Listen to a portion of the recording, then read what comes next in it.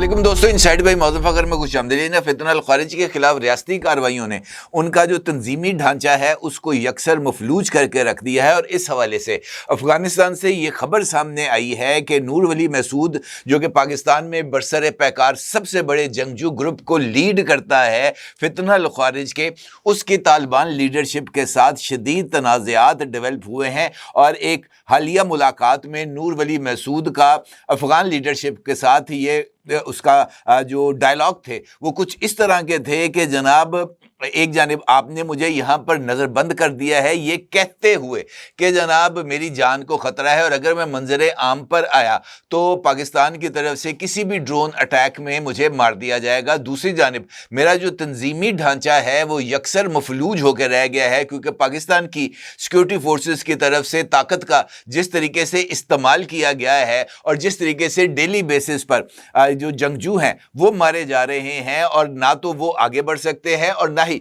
Border cross करके वो अफगानिस्तान में आ सकते हैं। और उनके साथ जो मेरा कम्युनिकेशन नेटवर्क है वो भी मुकम्मल तौर पर ख़त्म हो चुका है। और अगर ये सूरत हाल बरकरार रहती है तो फिर पाकिस्तान के अंदर जो कार्रवाइयाँ हैं वो जारी रखना कतई तौर पर नामुमकिन हो जाएगा। अहम तरीन सोर्स ने इस हवाले से इंकशाफ किया है कि नूर वली मसूद और दीगर जो तमाम ग्रुप्स पाकिस्तान में इस वक्त बरसरे पैकार हैं और रियासती फोर्सेस उनका कला कमा करने में मसरूफ़ हैं, उसकी वजह से एक बहुत बड़ा अनरेस्ट खुद अफगानिस्तान के अंदर डेवलप हो रहा है। और ख़ास तौर पर यह सब कुछ उस मौके पर भी हो रहा है जब पाकिस्तान की तरफ से अफगानिस्तान के साथ हर तरह के रवाबत को मुनक़ता कर दिया गया है और डेली बेसिस पर सिक्योरिटी फोर्सेस की तरफ से जो ऑपरेशंस हैं, इंटेलिजेंस बेस्ड ऑपरेशंस, वो किए जा रहे हैं। अब तक की इतलात के मुताबिक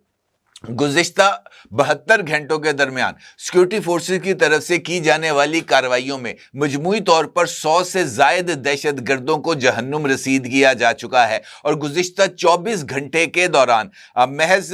खैबर पख्तूनख्वा के अंदर 23 दहशत गर्दों को जहन्नुम रसीद किया गया है, जो इस बात की तरफ वाज़े इशारा है कि रियासती फोर्सेस की तरफ से दहशत गर्द ग्रुप्स के खिलाफ जो कार्रवाई है वो ना सिर्फ कामयाब होती हुई नजर आ रही है, बल्कि दहशतगर्दी का इंफ्रास्ट्रक्चर जो कि पाकिस्तान में तैयार किया गया था वो भी इस वक्त सिक्योरिटी फोर्सेस के इन ऑपरेशंस की वजह से शदीद तरीन दबाव का शिकार है। इस सूरत हाल में सवाल, और बड़ा ही इंपॉर्टेंट सवाल है कि ये जो नेटवर्क्स हैं इस वक्त जो कि पाकिस्तान में फितना अल ख़ारिज की सूरत में या फितना अल हिंदुस्तान की सूरत में सरगर्म हैं, उनके हवाले से अब जो नेक्स्ट एक्शन प्लान है वो क्या है, और अफगानिस्तान के साथ जो पाकिस्तान के इस वक्त रिलेशनशिप हैं क्या उनमें बेहतरी के इम्कानात पाए जाते हैं, और क्या अफगानिस्तान अपनी अंदरूनी जो इस वक्त उसको सूरत हाल का सामना है, जिस तरह के इख्तलाफात वहां पर सामने आ रहे हैं, क्या वो इस दबाव को बर्दाश्त करने की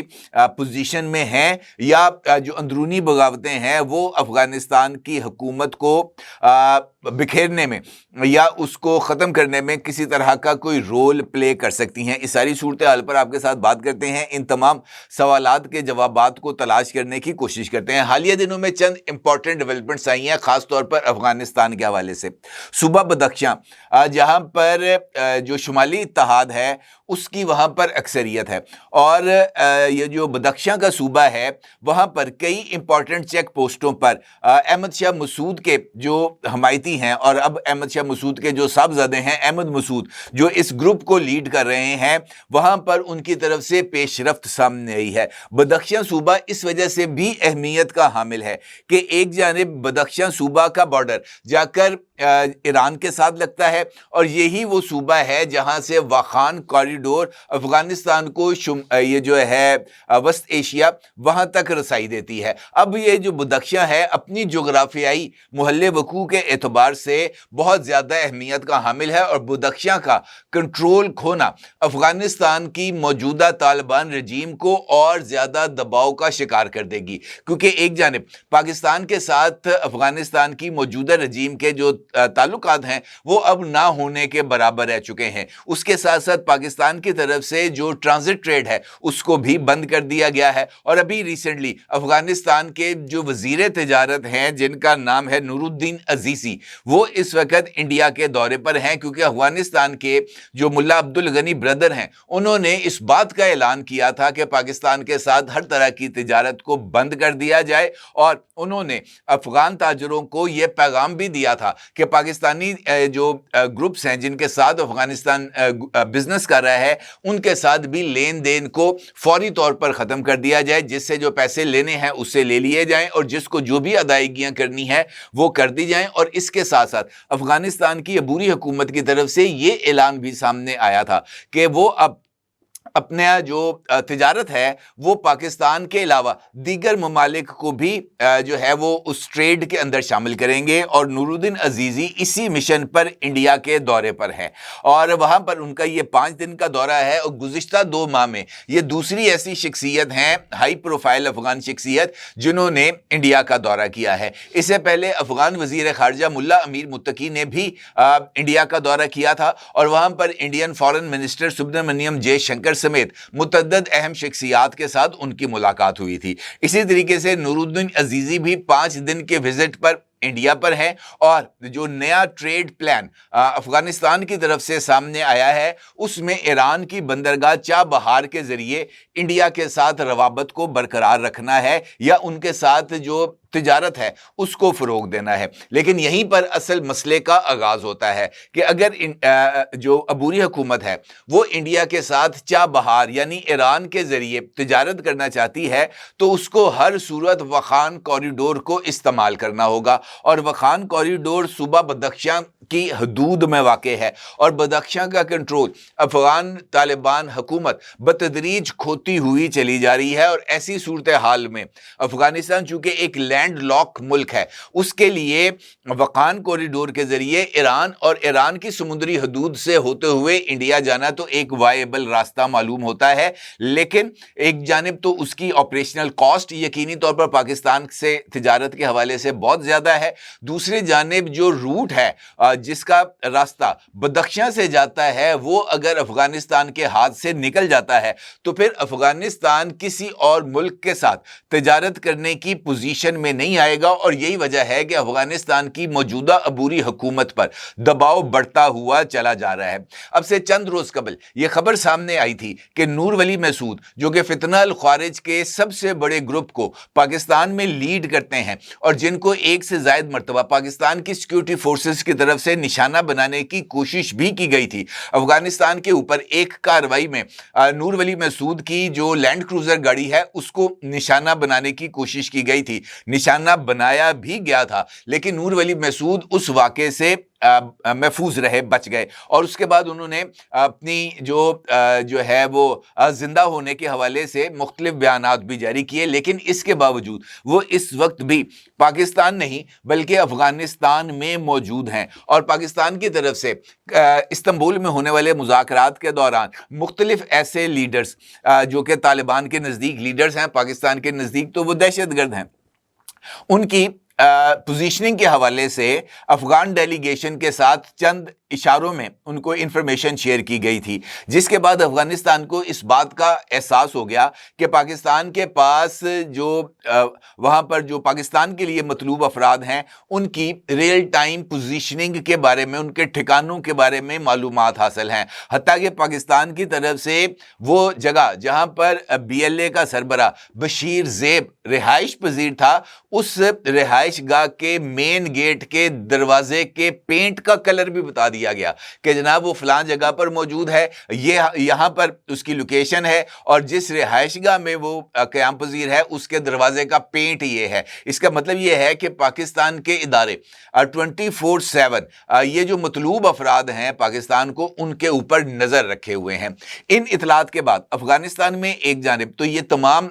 जो पाकिस्तान के लिए मतलूब दहशतगर्द हैं इनकी पोजीशन پوزیشن کو تبدیل کیا گیا اور ان کو افغانستان نے جہاں پر محفوظ ٹھکانے سمجھے وہاں پر ان کو منتقل کر دیا گیا، لیکن ایک جانب ان کو منتقل کیا گیا تو اس کے ساتھ ان کے جو روابط پاکستان میں اپنے نیٹ ورک کے ساتھ تھے وہ بالکل منقطع ہو کے رہ گئے، اور ان روابط کے منقطع ہونے کے بعد یہاں پر جو لوگ موجود ہیں وہ نہ تو کارروائیاں کرنے کی پوزیشن میں ہے اور نہ ہی واپس افغانستان جانے کی پوزیشن میں ہے، کیونکہ پاکستان نے 24/7 ڈیورنڈ لائن کے اوپر بھی اپنی جو چوکسی ہے اس کو بڑھا دیا ہے، اور پاکستان کے جو ڈرونز ہیں وہ مسلسل ایئر بون بھی ہیں اور وہ اس پورے علاقے کی ایک ایک انچ کے اوپر نظر رکھے ہوئے ہیں۔ لہٰذا ایسی صورتحال میں یہ جو دباؤ ہے وہ یقینی طور پر افغانستان کے اوپر ہی آ رہا ہے، اور نور ولی مسعود نے اس ساری صورتحال پر افغان گورنمنٹ کے ساتھ شدید ترین احتجاج کیا ہے، اور یہ جو احتجاج ہے یہ اس وجہ سے کیا گیا ہے کہ جو صورتحال ہے وہ اب ان کے اپنے کنٹرول سے باہر نکلتی ہوئی نظر آ رہی ہے، کیونکہ جس طرح میں نے آپ سے گزارش کی ہے گزشتہ 72 گھنٹوں کے دوران مختلف کارروائیوں میں اب تک 100 سے زائد دہشت گردوں کو نشانہ بنایا جا چکا ہے۔ ابھی کل 2 الگ الگ کارروائیوں میں 23 دہشت گردوں کو ہلاک کیا گیا ہے، اور انٹیلیجنس بیسڈ آپریشنز کی تصدیق خود ڈی جی ISPR کی طرف سے بھی کی گئی ہے۔ ISPR نے اس حوالے سے ایک پریس ریلیز بھی جاری کی ہے جس میں اس بات کا انکشاف کیا گیا ہے کہ پہلا آپریشن خفیہ اطلاعات کی بنیاد پر کیا گیا، اور یہ آپریشن جو ہے وہ خیبر پختونخوا کے ضلع کرم میں ہوا تھا، اور اس کارروائی میں دہشت گردوں کے ٹھکانے کو مؤثر طریقے سے نشانہ بنایا گیا، جس کے نتیجے میں 12 دہشت گرد مارے گئے۔ پہلی کارروائی کے بعد حاصل ہونے والی مزید انٹیلیجنس کی روشنی میں اس عمومی علاقے میں دہشت گردوں کے ایک گروہ کی موجودگی کا انکشاف ہوا، اور اس انکشاف کے بعد دوسرا انٹیلیجنس بیسڈ آپریشن کیا گیا جس میں فورسز نے مزید 11 دہشت گردوں کو ہلاک کر دیا۔ علاقے میں کلیئرنس اور سینیٹائزیشن آپریشن جاری ہیں تاکہ بھارتی سرپرستی میں سرگرم کسی بھی باقی ماندہ خارج کو تلاش کر کے ٹھکانے لگایا جا سکے۔ ISPR کے مطابق سیکورٹی فورسز اور قانون نافذ کرنے والے اداروں کی دہشت گردی کے خلاف مہم عزم استحکام کے تحت پوری شدت کے ساتھ جاری رہے گی، جس کا مقصد ملک بھر سے غیر ملکی حمایت یافتہ دہشت گردوں کے خاتمے کو یقینی بنانا ہے۔ یہ بڑی امپورٹنٹ پیش رفت ہے جو کہ پاکستان کی طرف سے سامنے آ رہی ہے۔ اب اس سینیریو کے اندر جس طرح میں نے آپ سے گزارش کی ہے کہ جو عبوری رجیم ہے افغانستان کی اس کے اوپر دباؤ بڑھ گیا ہے، اور یہی وجہ ہے کہ اپنے ملک کے اندر جو غذائی اجناس ہے